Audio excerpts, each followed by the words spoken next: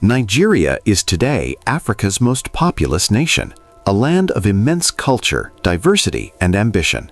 But before independence, Nigeria was a British colony, divided into regions and governed from afar. Out of this colonial system emerged three remarkable leaders who would shape the destiny of a nation: Ahmadu Bello, Nnamdi Azikiwe, and Obafemi Awolowo. Their visions, rivalries, and achievements would define the politics, economy, and education of Nigeria's early years. During the early 20th century, British rule dominated Nigeria's political and economic life. Yet across the country, a new generation of educated Africans began demanding self-government and independence.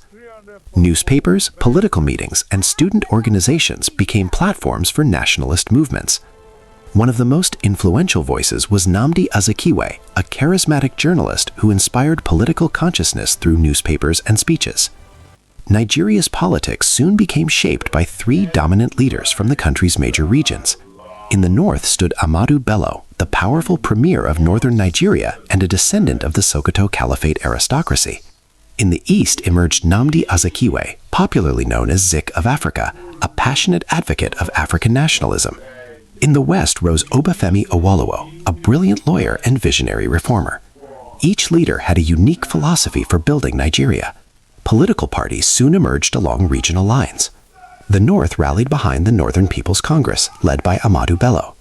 In the east, Nnamdi Azikiwe led the National Council of Nigeria and the Cameroons, while in the west, Obafemi Awolowo formed the Action Group. These parties dominated Nigerian politics in the years leading to independence. During the 1950s and early 1960s, Nigeria had one of the strongest economies in Africa. Each region developed its own economic strengths. The northern region exported massive quantities of groundnuts and cotton. The famous groundnut pyramids of Kano became a global symbol of agricultural wealth. The western region thrived on cocoa production, with revenues funding infrastructure and development. The eastern region became a powerhouse in palm oil and palm kernel exports, with thriving trade through Port Harcourt. Nigeria's regional competition helped drive economic growth.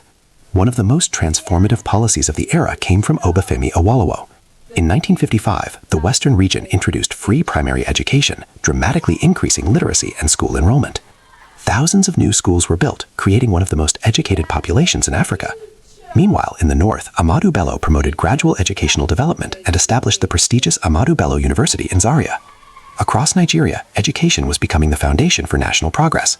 After decades of nationalist struggle, Nigeria achieved independence from Britain on October 1, 1960. Crowds celebrated in the capital Lagos as the Nigerian flag rose for the first time. Nigeria entered the world stage as a sovereign nation.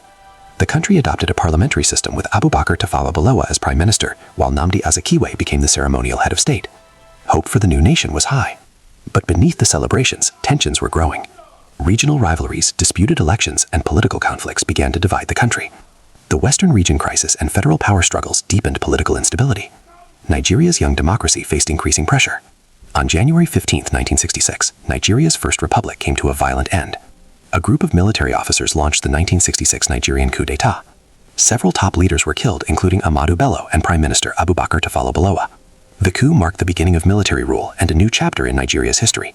Through their era ended in turmoil, the legacies of Bello, Azikiwe, and Awolowo continue to shape Nigeria. Their visions helped establish Nigeria's federal political structure, regional economic development, educational expansion, the foundations of modern Nigerian democracy. Today, their names remain among the most influential in African history. The story of Nigeria's founding leaders is a story of ambition, rivalry, and nation-building. Their dreams helped create the Nigeria we know today, and their legacy continues to inspire generations yet to come.